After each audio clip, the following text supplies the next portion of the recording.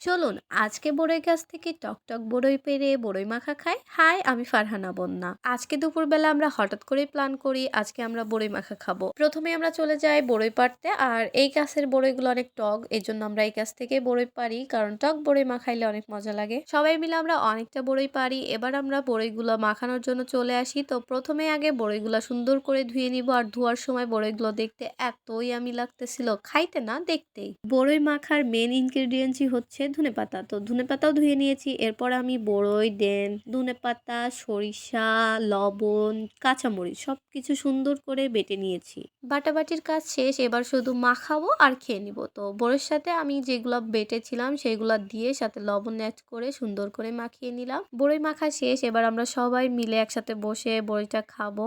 বড়ই চা না, বড়ই মাখা খাবো। এখানে আমরা ৫ জন ছিলাম। তো সবাই মিলে আড্ডা দিতেই খাচ্ছিলাম। ওরা ক্যামেরা দেখে সবাই লজ্জা পাচ্ছিল। তো সবাই ভালো থাকবেন। আল্লাহ হাফেজ।